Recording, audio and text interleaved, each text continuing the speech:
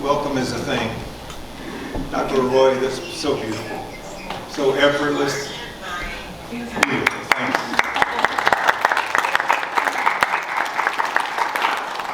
I watch him as he plays, and he's just looking around at everybody and smiling and laughing and trying to wave with his other foot that he's patting. I don't know how he does it, but it's amazing.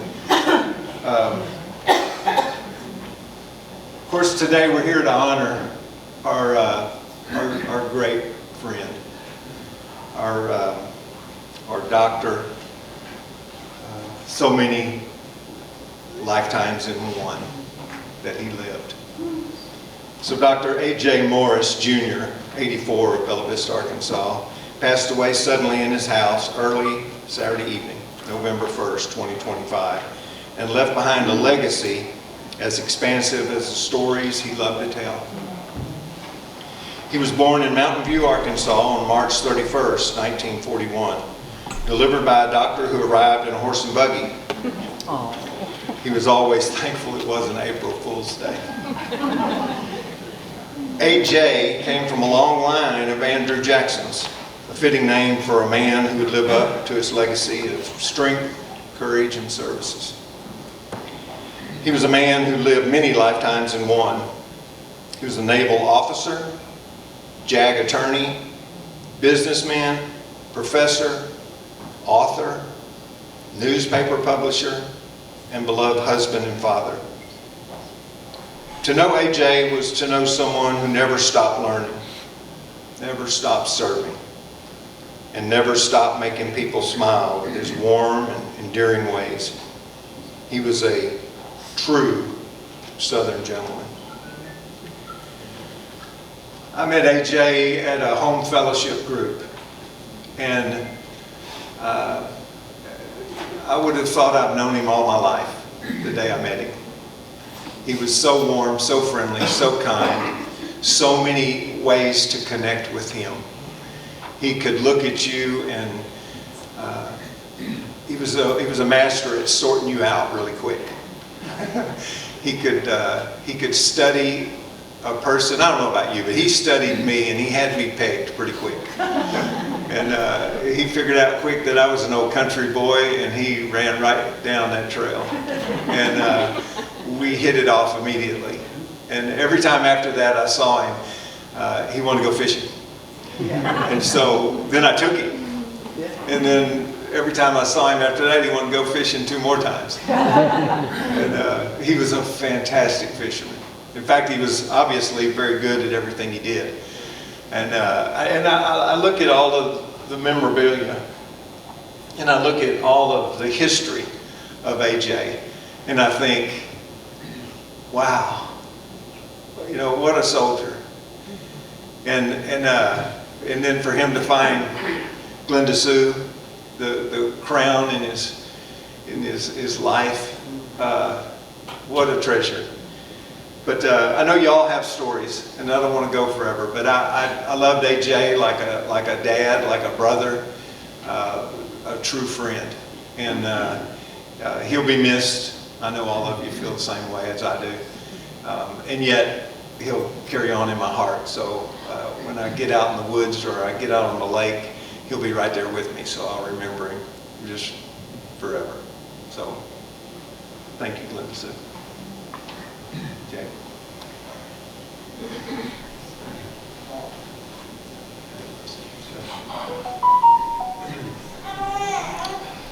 Always learning, writing, teaching. AJ's contributions extended far beyond the military. After the service, he became a crusader for public health and safety in the pharmaceutical industry, investigating the bootlegging of drugs that threatened American health standards. His work with the American Sinamid Company, and later as Mid-States Marketing Director for the American Broadcasting Company's agricultural trade journal, Feedstuffs, which showcased his commitment to integrity and scientific truth. A natural entrepreneur, AJ owned and published 3 Arkansas newspapers: the Mountain View, the White River Current, and the Ozark Folkways, supporting the preservation of Ozark culture and Elizabethan English traditions. as all of us who knew him know that he never did anything halfway. Just a little aside here, Glenda Sue wanted me to share the story of how I originally met AJ and Glenda Sue. For those of you who don't know me, I am AJ and Glenda Sue's next door neighbor here in Bella Vista. I moved here about 3.5 years ago in the middle of July, in the middle of a really hot Arkansas summer. We were having a heat wave. It was 100 degrees every day. And I was here just a few days, had just gotten all the boxes and everything out of the U-Haul and started to unpack everything. And I had a note with some flowers left on my doorstep. It was from AJ and Glenda Sue, welcoming me to the neighborhood. And they said, "Oh, come on over and say hello when you get a chance after you're settled in." So I said, "Okay." And I went over, got to meet them. They were both very lovely, very nice, very welcoming. And I had not been over there 5 minutes when AJ looked at me and he said, "Jake, can you do me a favor? I have these lovely banana trees. And if you would, could you please help me dig some holes, just a couple holes in my yard to help me plant them? And in return for you helping me out, I have some extra banana trees. I'm only going to plant a few, so you can have all the rest, and you can plant your own banana trees." And, I just moved here and I said, "Oh yeah, sure, why not? I'll help out." The part AJ neglected to mention was that, as the way Glenda Sue likes to put it, here in Bella Vista, we live on the moon with how rocky the soil is. Anyone who's ever tried to dig a hole by hand, up here, you know what I'm talking about, how rocky it is. So anyway, AJ and I are out there. We spent hours digging 2 holes, actually 3 holes in his yard with a pickaxe, with a big iron rod, smashing the rocks, AJ did help. I had to do most of the work, but it was 100 degrees outside in the summer, and I was getting my workout in for sure. So, Glenda Sue and AJ always loved that story. I thought it was funny. So, but the best part about that story is I still have those banana trees, and including the ones that he gave me, true to his word, he gave me extra ones, and I went and dug my own holes too in my backyard. But I still have those trees. I still have his trees, and I think it's fitting. It's in a small way. Those are among many ways. Those trees will be another one of his many legacies for all of us. Finish the rest here, too, or pass it. I don't know how we're doing on time. Okay, I'll pass it on to Barry. You want me to finish your part?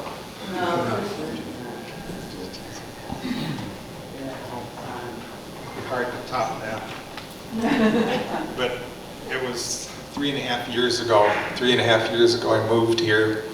About 5 years ago I started a new life by myself, and coming and visiting up here, the first person to greet me really was AJ and Glenda Sue, and it never stopped. His friendship, his handshake, the twinkle in his eye. It was just heartwarming to be around them anytime.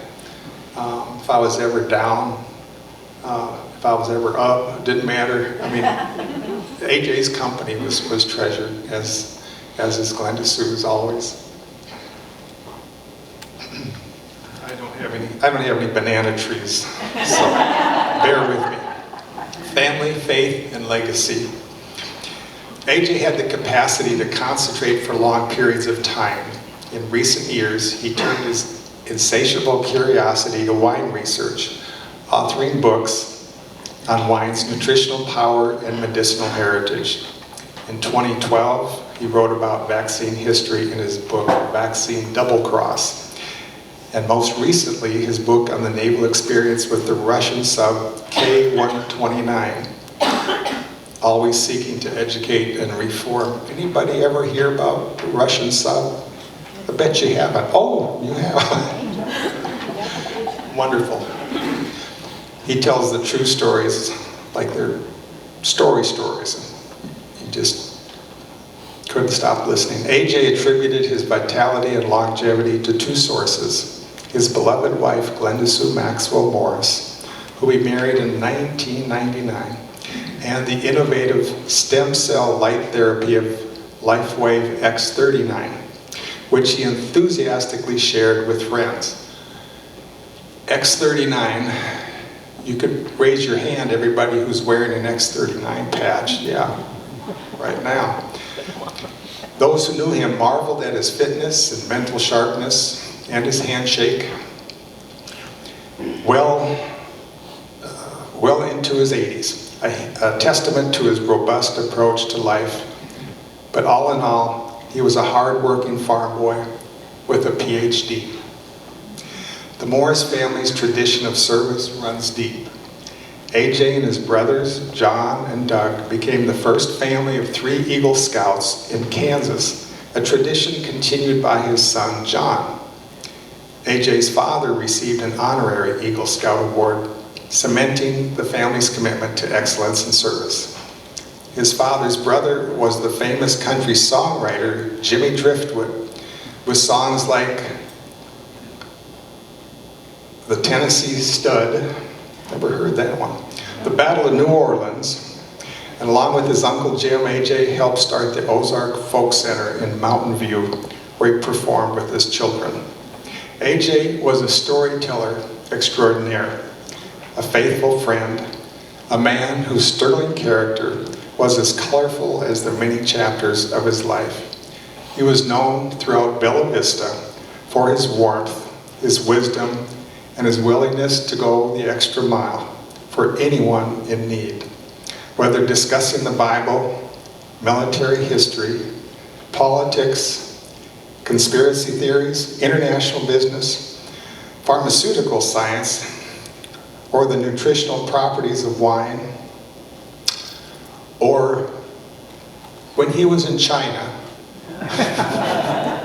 AJ could captivate an audience and make everyone feel like they were part of something important. We will miss him, but we've all got memories that will live on and on and on because of the love that he had for all of us in life.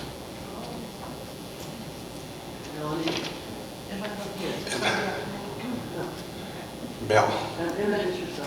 Okay. AJ's daughter. Hi, I'm Melanie. I'm AJ's daughter.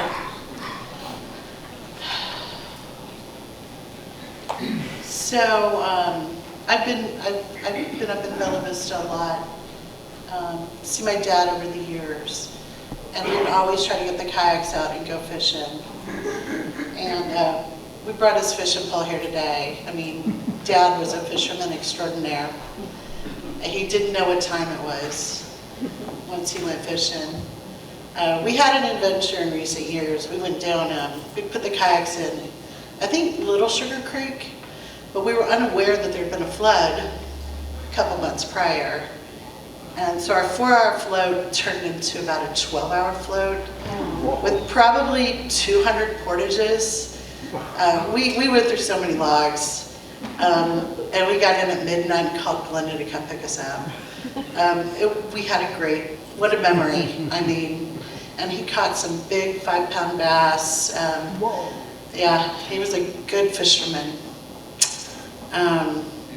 And for as long as I could remember, I was always fishing with Dad. So, let's see, to go on from Barry. AJ's faith guided him throughout his remarkable journey. He lived by the words of Jesus and his 3-minute rule, John 15:16. You have not chosen me, but I have chosen you, that whatsoever you shall ask of the Father in my name, he may give it to you. Whether he was trying to find something, whenever he was trying to find something, he would ask the Father to help him find it in the name of Jesus Christ. And in 3 minutes, the object was found. It was something that worked for him. He is survived by his cherished wife, Glenda Sue Morris of Bella Vista, his children, Jonathan, Melanie, and Kristen, grandsons, Sean, Brent, Noah, Lucas, Fielding, and granddaughter Bella, his sister Allie, and brother Doug, and hundreds of friends who considered themselves blessed to know him. He was preceded in his death by his father, A.J. Moore Sr., his mother, Ruby, and brothers Jack and John. A.J. lived by the principles he taught. He embraced righteousness, thought outside the box, and he loved and served others. And he loved this country and wanted justice for all. His was a life well lived, full of adventure, purpose, and love. He leaves behind not just memories, but an example of how to live with integrity, curiosity, joy, and especially kindness. The family takes comfort in knowing that AJ's final years were spent in the beautiful Ozarks he so loved, surrounded by tons of friends, enjoying his plants, fishing, hunting, writing, and sharing his life with his beloved California-born and raised Glenda Sue. As he would often say, love you all to pieces.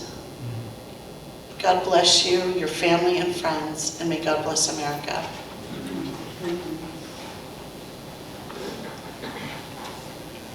So it's my turn, so you can see the biggest fish you ever caught.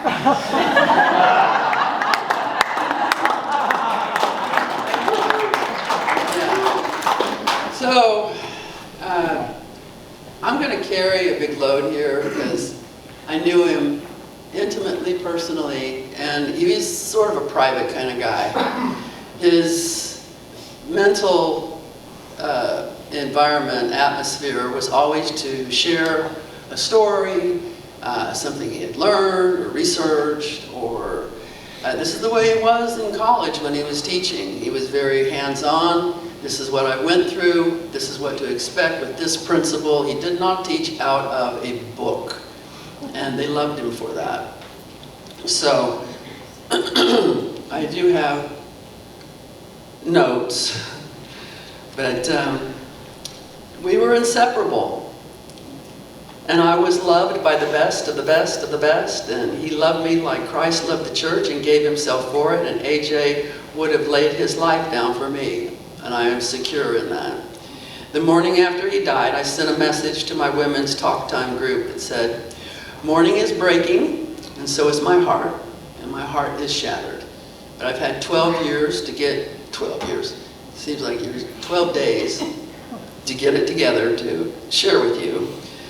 He was a gentle and kind man, and that's how he tamed me. Had he been rough with me or demanding, I would not be the woman I am today. He was absolutely velvet gloves with me, with a steel fist. Yeah, I loosened him up in my California ways. He needed just a little bit of that, bless his heart.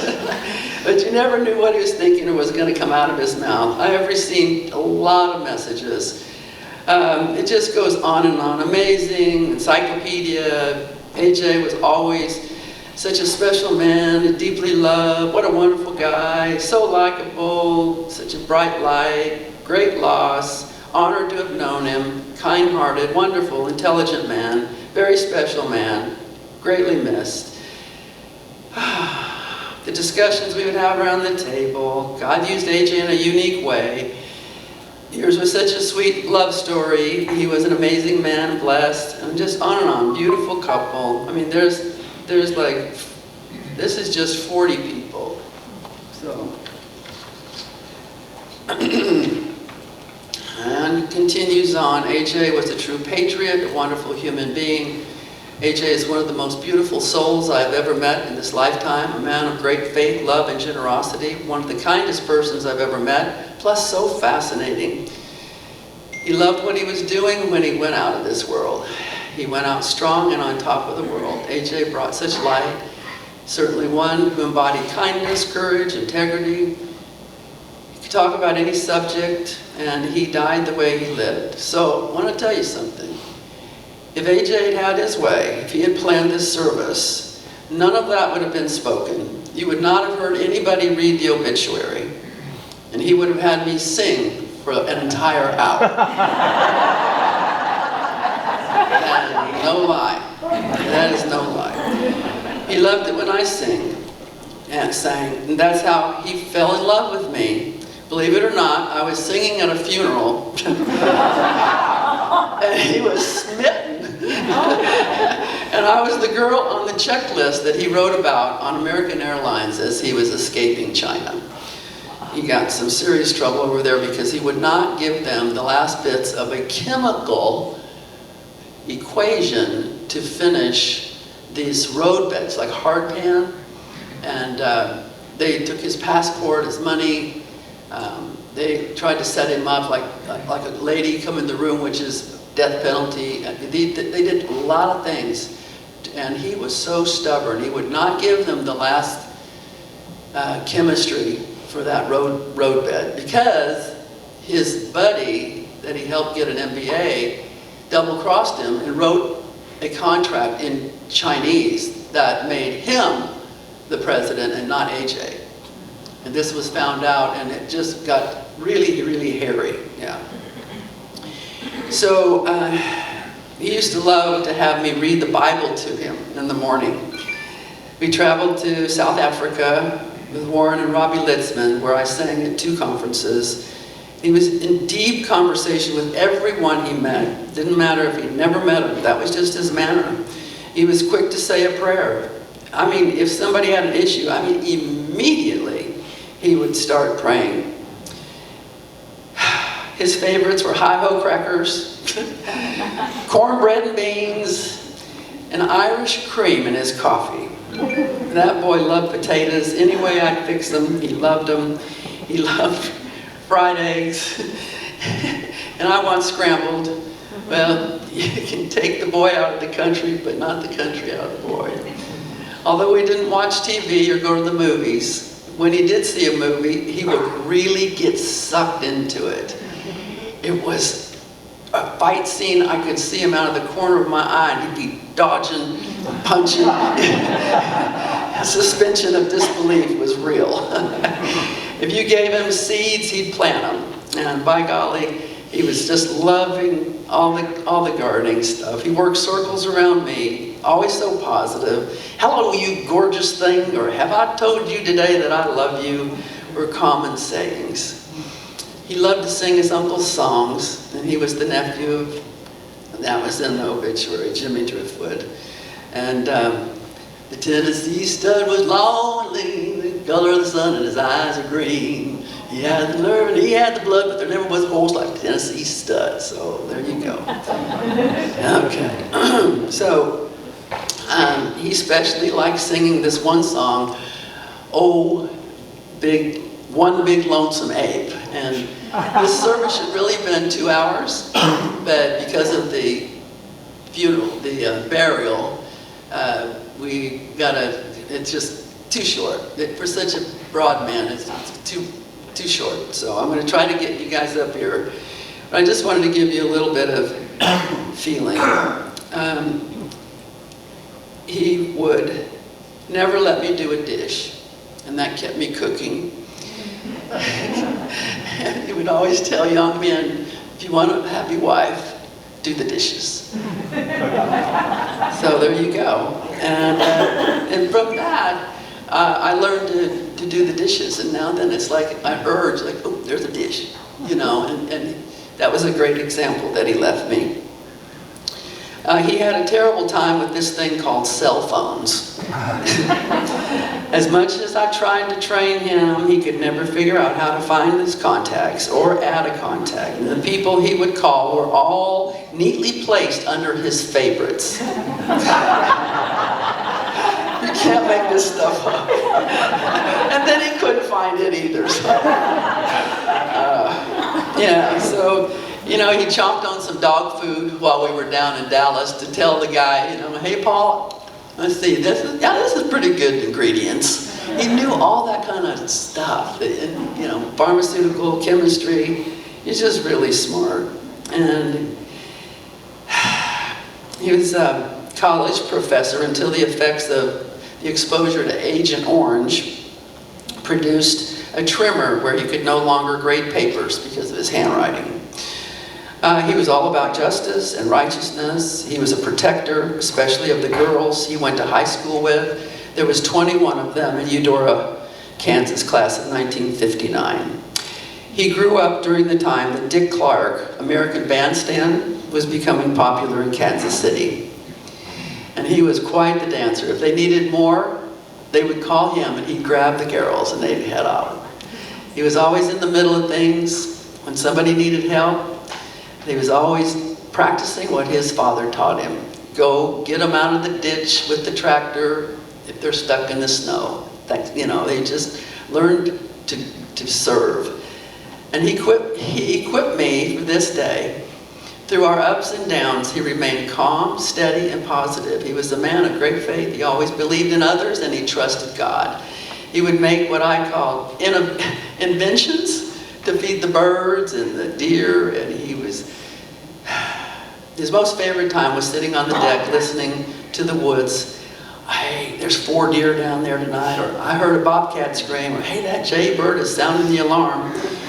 And so Rusty forgot to mention about the kiss of the lady's hands. So AJ was quite the gentleman. So rather than get a hug, he would hold out his hand, and they'd put their hand in his, and he would bend, and he would kiss their hand. And thus, you see over here, this white little statue thing was given by Rusty because he was always kissing Rusty's wife's hand. So he saw that. I think it was in somebody's house, and he said, "Can I buy that from you?" So AJ got the kissing hand. Oh my goodness. Unlike me, he would think before he answered. That was really a strong trait. He would just pause, and he would think, and then he would give an answer. And words like Rockefeller Foundation, Rockefeller Empire. When I was in China, AIG, you would hear these all the time. He was an outdoorsman, not for sport, but for food. When it came to fish, he never understood the concept of catch and release. He thought that was unnatural. And so he grew up in rural Mountain View, Arkansas, where Ruby, his mom, would let the boys run the creek.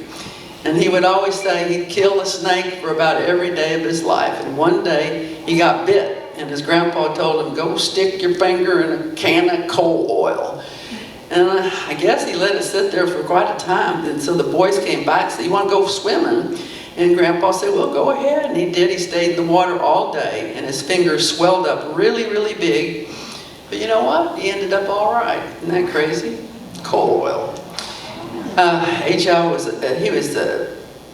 was a Boy Scout master for many years in Barrington, Illinois. He taught those boys a lot of things, and he just loved being a scoutmaster.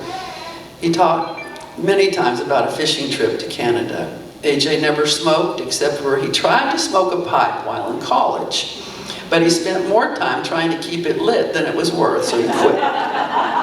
One of the funniest stories I ever heard him tell was about the chicken and the plug of tobacco. He had stolen from his grandpa. AJ chewed some of it and got sick.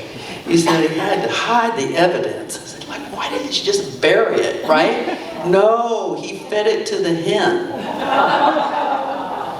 Stroking its throat, help her swallow. The chicken got so drunk, he fell into the pig pen, and that big mama sow, chomp, chomp.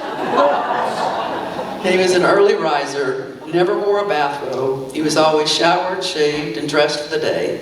His ability to sit at a computer from morning to late at night and search the web, study, research, and write books was beyond most people's comprehension. He was a prolific writer. He could drink regular coffee at night and it didn't affect him. Nah. I don't get that. So a couple of things that weren't in his obituary is when he sold opals in Las Vegas. He owned a merger acquisition company in Texas where he would network buyers with machine shops that were going out of business. And I think it was the aircraft industry. He was a master gardener in his own right. He loved to see plants grow and flourish, just like people. He would always get a young person and encourage them to go into the armed forces where they could get a great education, basically for free. One of the most exciting things in recent times was the podcast influencers who wanted to interview him, Michael Jaco, but unfortunately his untimely death prohibited. So AJ was always thinking of others, and that's just who he was. So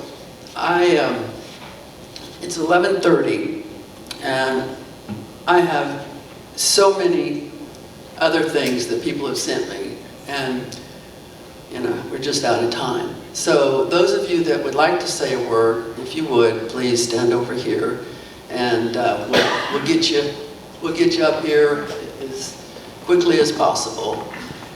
John, Kristen, you're up first. Gee, thanks. Come on, that was an easy act to follow. Yeah, but I have to follow. This is John Morris, AJ's only son. All right, so bear with me as I go through this, guys. My dad was a storyteller. I am not. All right, so for me, this isn't what about all the things that Dad did. You guys have heard the obituary. It's been a lot of things. Can't hear me. All right. So for me, it was not about all the things that Dad did, but more about the few bits and memories that we shared together. We weren't as close as I would have liked.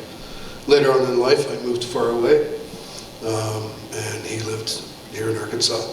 But I think we both had wished we had spent more time together. So what I did is I went back and I thought about some of those moments that we all have when we're kids, those moments of pure joy that you just can't help but to find where nothing else mattered. And one of the ones I remembered was Christmas. Most dads would get an axe or a saw and we'd go out and chop down the Christmas tree. Dad went and grabbed a machete. So, I still have it. yeah, I'm sure they're around. I wouldn't mind having that machete. That's kind of funny. I don't think you can take it back on the plane. Okay. Watching Dad set up Christmas lights, super entertaining, because, it was always one leg on the ladder. Kind of out there. And then last but not least, we had this house when we lived in Warsaw, Indiana, and it was at the top of a big hill with a pond at the very bottom, and there was this drop-off going into the pond, probably like this high. You guys remember that rosebud sled that we had when we were kids? And Dad got on the sled and threw me on his back, and I was in maybe kindergarten. And we went down that hill and took the 6 or 7 foot jump onto a pond that may or may not have been solid. Scooted across the pond. And that was a memory for me of pure joy, because when I went back and I thought about things that I did with my dad, that's the first thing that popped up in my brain. I can remember when I was a little kid, I'm sure you guys had this too, is sitting there in your car, your parents are driving, you get home late and you're in the back seat, and your dad reaches into the car to pick you up and carry you inside. That was one of those memories too. Cartoons on Saturday mornings, I know Glenda says that Dad didn't watch TV, but Dad loved his cartoons on Saturday mornings. So he used to watch them with me and my sisters. And then the other thing that was kind of interesting was James Bond and Clint Eastwood movies. We would always just sit and really enjoy those. So he was big into those. He took me hunting for the first time. I can remember I was in first grade. I was propped between one tree. It's probably about this tall, holding a .410 shotgun. And he had it set between the V of the other tree so I could shoot the squirrel. I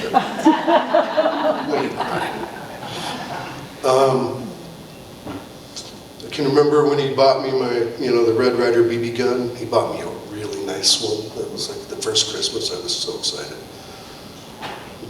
Camping out in the blizzard.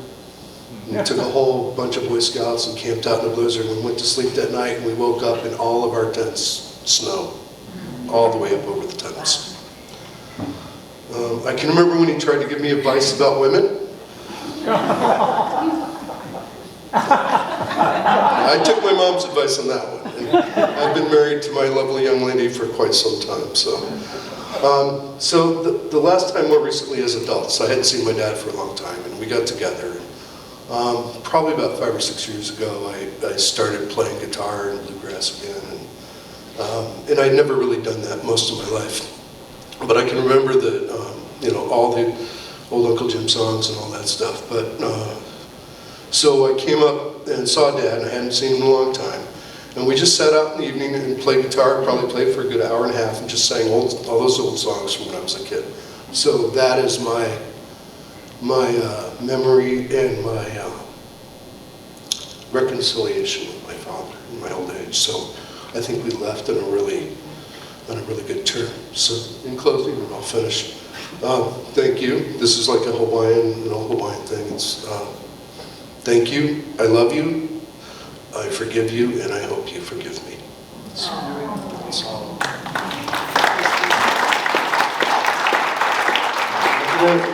This is his youngest daughter, Kristen. We're at about 25 minutes. Hello, I'm glad to be here today and to remember my father. I've written several pages, but I've cut it down quite a bit just for time constraints. So I'll be reading, and forgive me if it's a little bit of a mess just from cutting out different things. My father was a kid at heart who smiled easily, enjoyed meeting people, and talking a lot. He was well-mannered and raised us promoting character and values. My dad had strong opinions about many things and expressed them with enthusiasm. He did not back down from what he believed in. If you gave him a fishing pole or let him go hunting, he was in his favorite place, nature. I can imagine how growing up on a farm where you were free to roam, fish, hunt, and swim every day was the greatest joy a young man could have. He carried his love for the outdoors throughout his life. Dad grew up around music, singing, and dancing. They wore in his soul. This joy was passed on to me, and my earliest memories are being around all the musicians, the folk center, and dancing in Mountain View, Arkansas. Apparently, I did the jig pretty well at 2 or 3 years old and made everybody laugh. And I had gone there a couple years ago to the folk festival, and I watched all these little kids get out there and dance, and it was shocking because it was the first time I remember doing that. So I had totally forgotten those memories, but to watch every generation get out and dance together was really something. Snake stories were a family tradition, and my father had many. One of his favorites was he and his brothers put a large snake across the driveway fence top on their farm in Kansas for when their father came home. The snake was still alive, and the boys hid and laughed, watching their father be surprised as he discovered it. My father told of other pranks and games of living in the country, such as when their neighbor would walk by and they would throw corn cobs at him, and the neighbor would throw them back, all in good fun. Looking back on my childhood in Barrington with my father, certain memories come to mind. When I was little and we'd get cold due to the weather, I would ask my father to turn his motor on. My dad would sit me on his lap and say he was turning it on, making revving noises, and warm me up. I believe this was a special ability that only he had, because when I asked my friends if their fathers turned their motors on, they said their fathers did not have one. At 7, we drove on a long-distance trip to Texas from Illinois. Cramped in the car for hours, my father played Yahtzee with me while driving, and was the only one who did not get mad at me for singing Elvira continuously for an hour. I liked gymnastics and was always practicing and doing them around the house, testing myself. My father talked about Chinese acrobats he had seen in Hong Kong, and then told me to stand on his shoulders. Holding my ankles only, he would walk me up and down the street as I stood straight up, with him encouraging me to be fearless. I never thought of my dad as an athlete. However, he was naturally very athletic. When he was about 37 years old, I was showing him my handstands. He did a handstand and walked across our living room several times back and forth with total control. I was surprised at how easily he did it because I had no idea he could do that. This was his way of showing me to push myself and keep trying. I could do it. Dad drove me and my friend to middle school every day and would use that time to talk about various topics, ideas, morals, and things happening in the world. There was always a lesson in what he was saying or a point he wanted to get across. He had a worldly view and would spend hours talking to us about things he knew, had seen, or done. Education was important to him, and he always told us to go to college. It was expected of all of us. He earned his PhD later in life and graduated when I was an adult. Watching him walk across the stage at graduation, I shouted out, "Way to go, Dad!" loudly in the auditorium, and he smiled so big. I know he was very proud of that accomplishment, and it was one of the most important days in his life. Lastly, my love of dancing has been there since my youngest days in Arkansas. And my father was a person who showed me how to couples dance, holding my hands and swing me around, twirling me. He expressed pure joy dancing and always encouraged me. These memories are part of the life I had with my father, many, many more too. And I share them with you today as it is his day, a time to remember his life and journey. I know he is at peace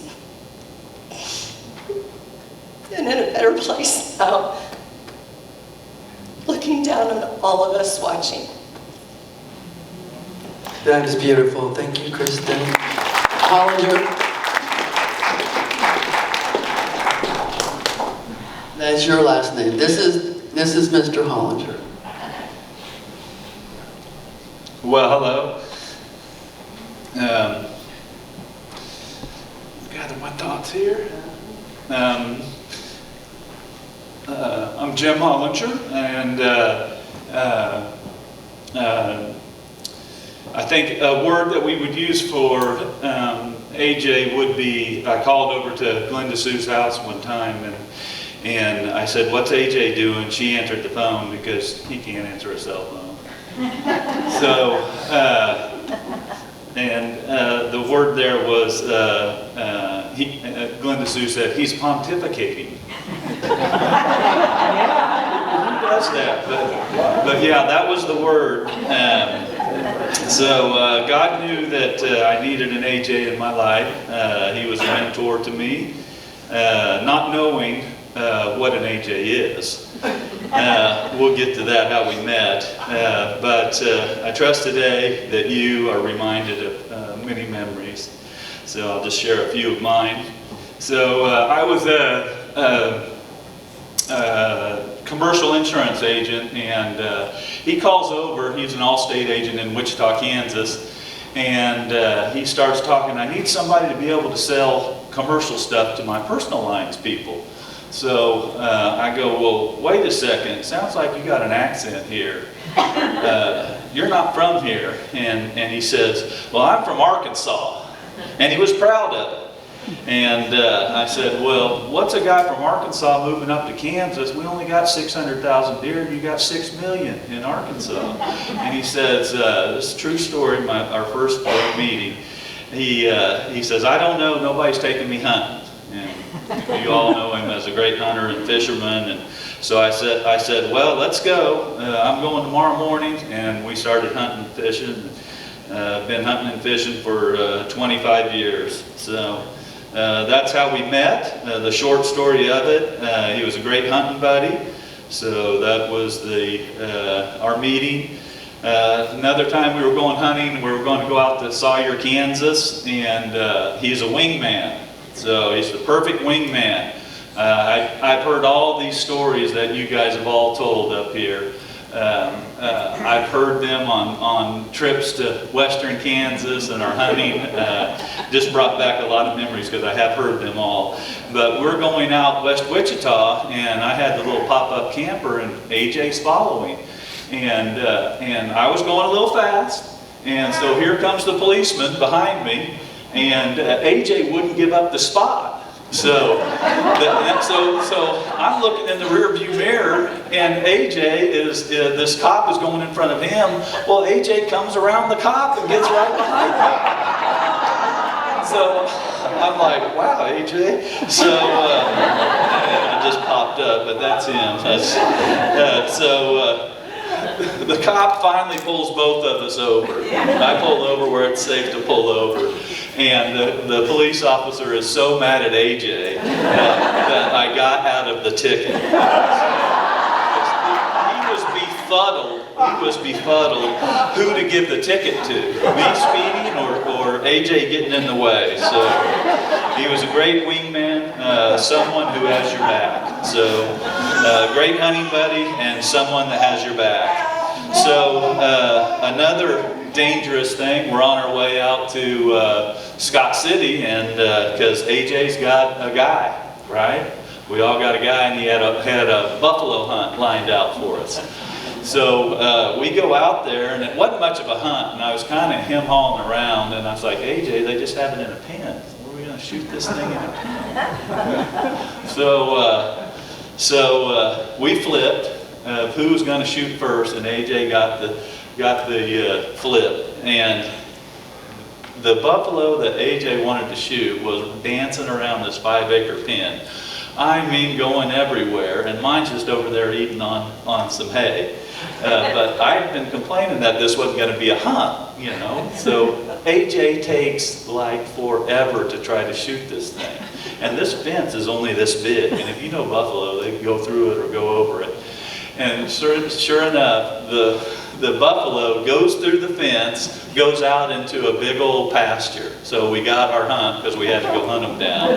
So the thing there would be, the takeaway is we live in a dangerous world. There was many times that buffalo was 10 feet away from us that he could have came at us, but we live in a dangerous world. So a good hunting buddy, someone who has your back in a dangerous world. And then the last thing, we've been talking about trees, and I didn't have to plant a tree, Jay. I know you're out there, but there's things about a tree. The first deer we killed in Kansas, in Glenda Sue and AJ lived in Eastboro, which is a pretty nice neighborhood, and we shot this deer, and we're going to take it back to his tree. Remember the big oak? Was it an oak tree behind your house?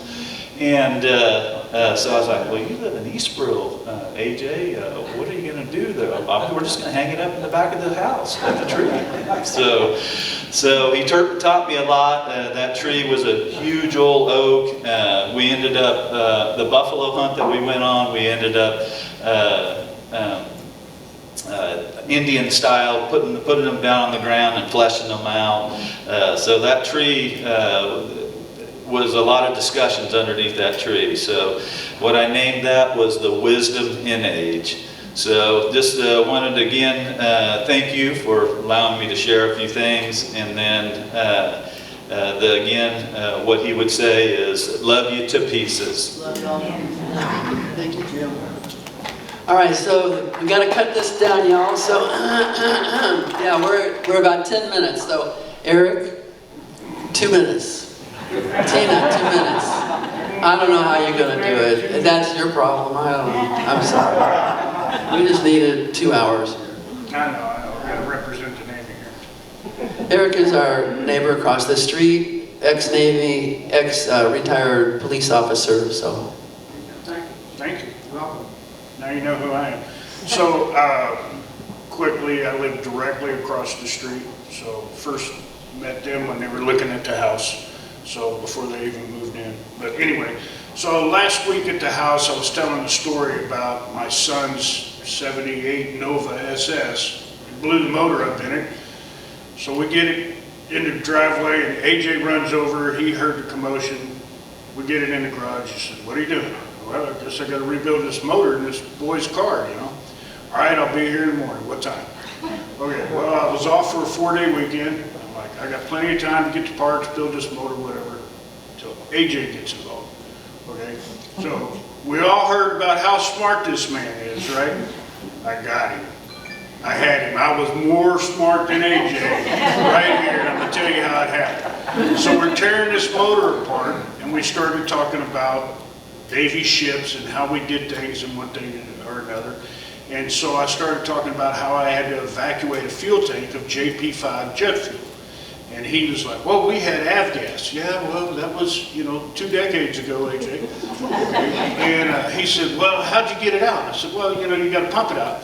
He goes, yeah, but it's fuel, it'll explode. He said, I'd have used a double diaphragm pump, okay, which looks like 2 lungs, okay, but it's pneumatic, and it pumps the fuel out, no sparks, no whatever, right? Safe. But jet fuel breaks down the rubber diaphragms in the pump, so you can't use it. I said, no, AJ, you can't use a double diaphragm with JP5, you gotta use a Venturi pump. And he's like, what's that?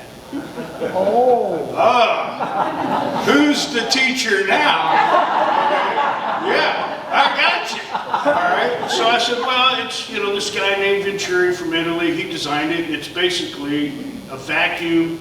It's a pipe inside of a pipe that you flow water, and for every gallon you flow through, it takes a gallon with it, so 2 gallons come out. He's like, I don't get it. All right. And I'm like, like a cyclone, like blowing leaves. If you try to blow the whole pile of leaves, you just build a wall. But if you get on the other side of the leaves and blow, then it carries the leaves from behind you with it. It's a vacuum thing. He's like, I don't get it. All right. So we're looking around. I got this boy's car tore apart in the garage. We're looking around, and he goes, we got to build one. AJ, we're rebuilding the car motor. Okay. No, I don't get it. You got to help me understand this. Well, we had flip phones, okay, so we couldn't look anything up. All right, so I find a coffee can, I find an old shower head, a wand, that had a ring of nozzles. So I took it apart, some copper pipe. We're out there brazing pipe, and we build a Venturi pump. I lost 2 days working on my son's car on a 4-day weekend. All right? Also, we could build a Venturi pump, and he's over there with paper and pencil trying to figure out the hydraulic math on how you could pump 1 gallon in and get 2 gallons out. And it took 2 days. But we built a Venturi pump, and I had it.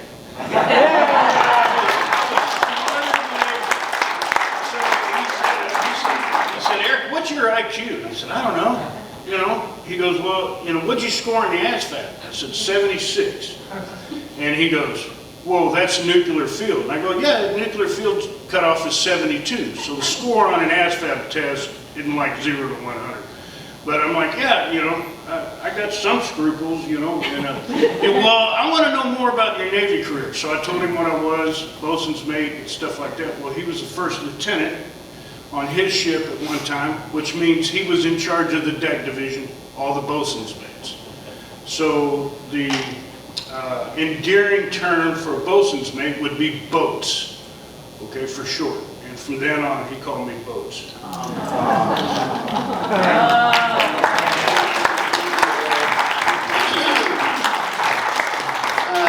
Well, if it's short, and Robin, come on up, hon. I'm short. Okay. Robin is a nutritionist. She's worked with famous doctors, and she's written books. Robin G. Hello. I met AJ when I moved to Bella Vista, Arkansas, after a series of unfortunate circumstances.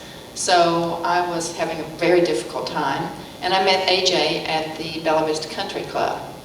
And he was very interested in what I was doing, which had to do with nutrition, but he was so up and so optimistic.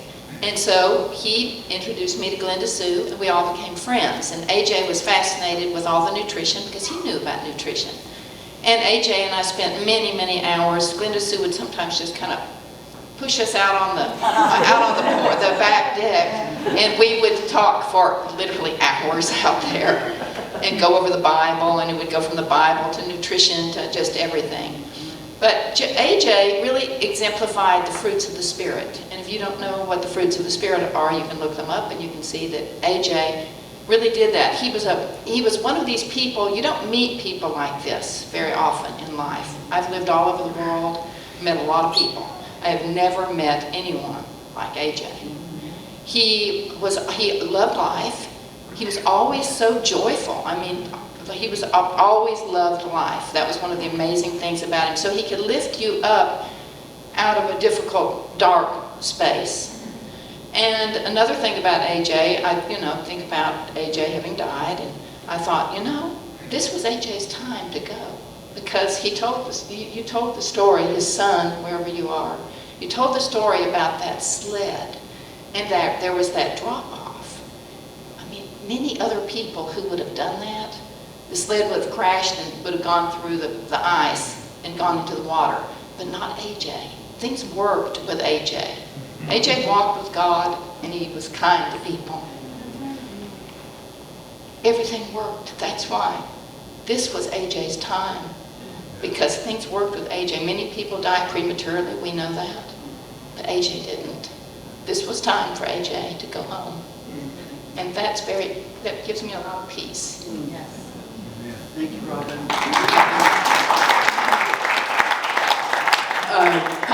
Back in 2022, AJ had heart failure, and so he lived a good 3.5 years with that condition, and he overworked himself on Saturday, November 1st, sweated, hung things, carried things, built things, while I was in the bed and Mama didn't watch, so I would have had him stop. But he had his own way, he went out the way he wanted to, and his heart just failed. He just didn't, he didn't suffer. He just hit the floor, and that was it. So that's how he died. Let's see. Okay, come on, Dolishes. Snappy. I met AJ through Linda Sue, and in turn met her. They were there at the very beginning. Took her to the Branson. Anyway, we got married in 2020. Amidst COVID, we could not find a minister. AJ was kind enough to say, "I'll get my certificate. I'll marry you." So he did. He did. He was probably the one act he did as a minister officially. We all know he did his ministering. That's all I have to say is that I met this beautiful bride through these two. I'm going to miss my dance partner, because I go back to Dick Clark days, High Time and all that, He was the one man on the planet that really knew how to bop and the jitterbug, so I'm going to really miss that. We had the privilege of being with them both the last week. I tried so hard. Right. We shared a hotel room with AJ and Linda Sue at a convention out in California, and it was a blessing. It was a blessing. Got to see firsthand how wonderfully this amazing woman took care of him. Laid out his clothes, his patches, his meds, and all that. And he probably put in about 35,000 steps 4 days in a row. So that was pretty darn good. I think the thing I'm going to miss the very most is when he'd come to dinner, he'd just say, "Wow." He's just looking at my table. And then also such a spiritual man. You just start saying, "Father," whatever would come up. You just knew that the Lord was with us, and he blessed us so much. Well, you blessed him too. Yeah, a lot of good cooking. Tina, all the pieces. Tina Durr, Kansas City, old buddy. 25 years ago, a friend said, "Dina, we gotta stop by Wichita. You've got to meet my friend who has such an impact on my life. She just recently got married, about a year, Glenda Sue and AJ." So Chinese people, we love free stuff. So I got my best friend Glenda Sue, and I got a bonus in AJ for the last 25 years. And there's love stories. Oh, so first of all, how many of you are 50 years old and up and you're single? Raise your hand. Okay, look around. All right. You could possibly meet your future husband or wife here.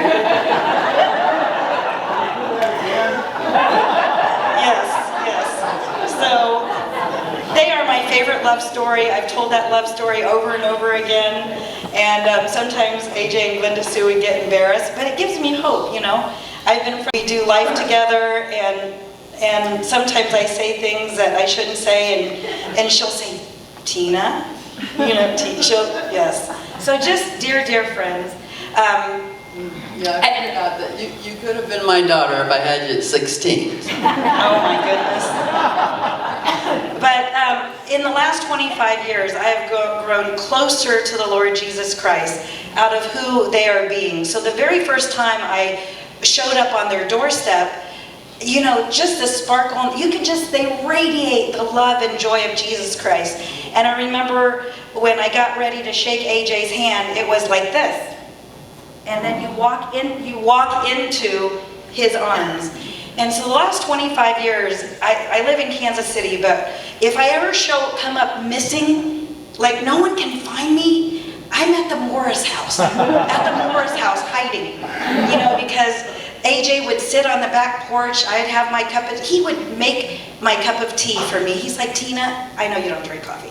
So he'd get the coffee with me, and we'd sit out there with the Bible, and we'd watch the squirrels run back and forth, and he's like, Tina, look at that deer. And I love to take pictures, so I have lots of videos and pictures of AJ and Glenda Sue, many meals we've shared together, and just what thank you for being here. Thank you for being on Zoom, supporting from all over the United States. I love you so much. I love you too. I love you. Here for you always. Thank you.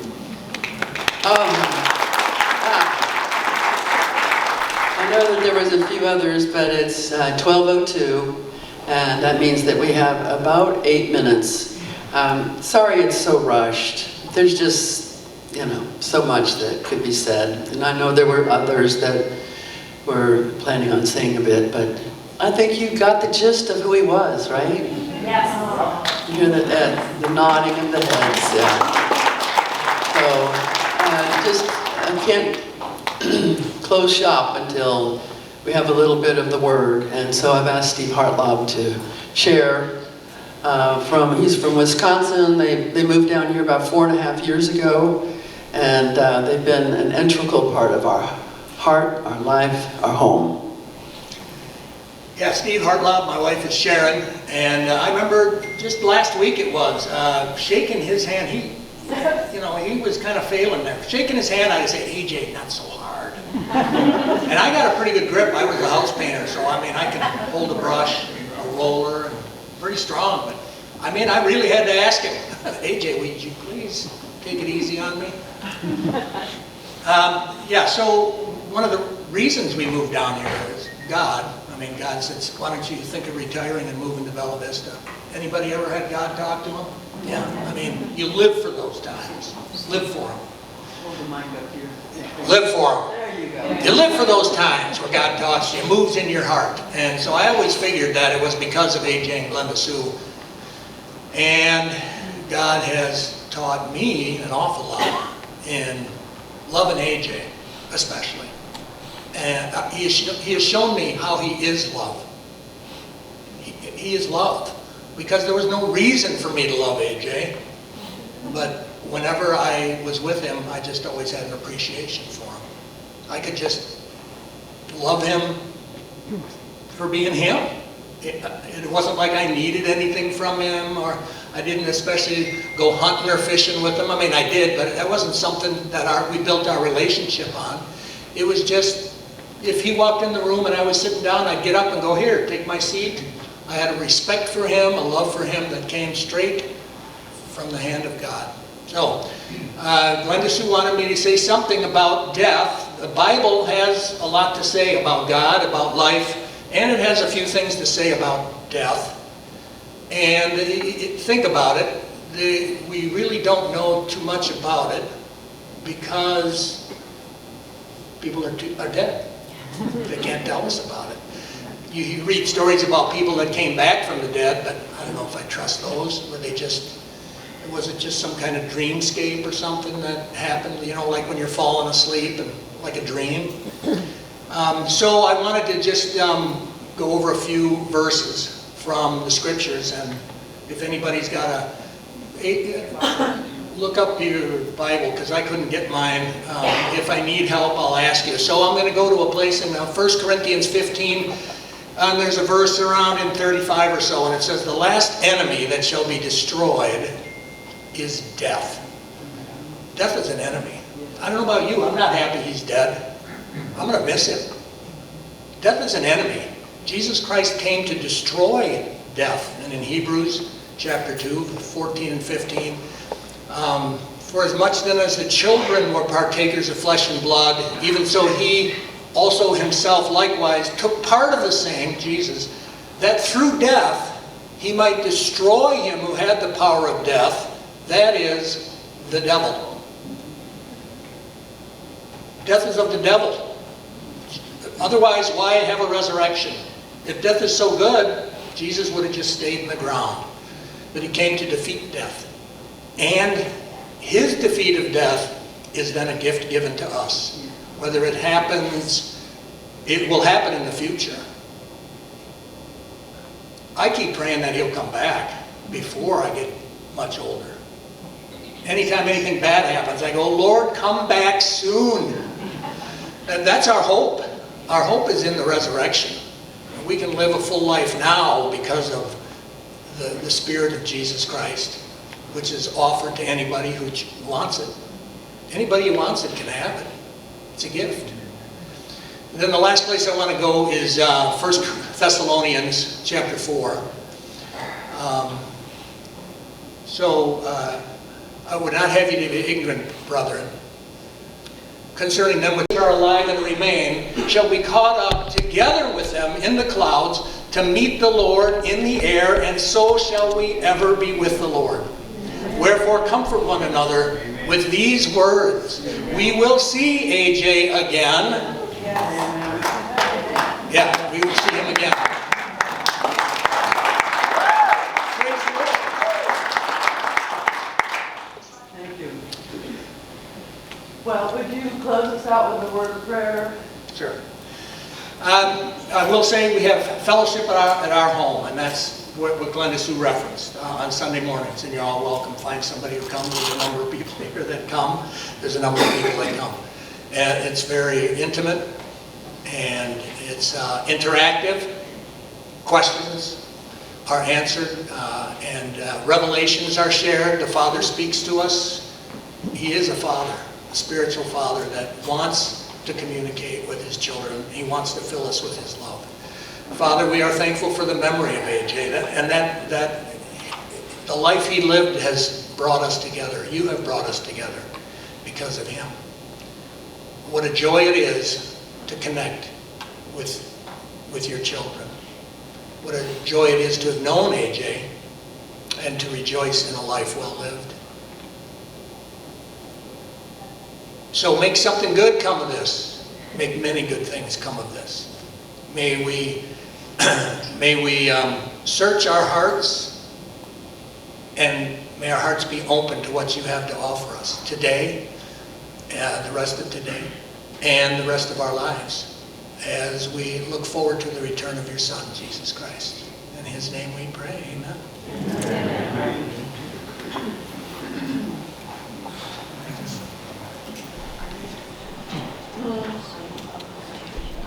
No, we're included here. I don't know where they went. Hello?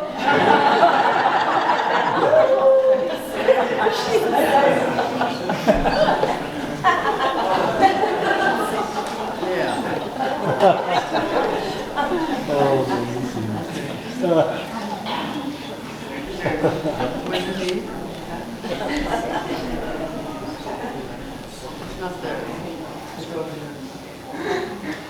Okay. All right, you guys. So, Leroy, thank you. Thank you all for coming. I love you. We'll probably have a big party a year from now, right?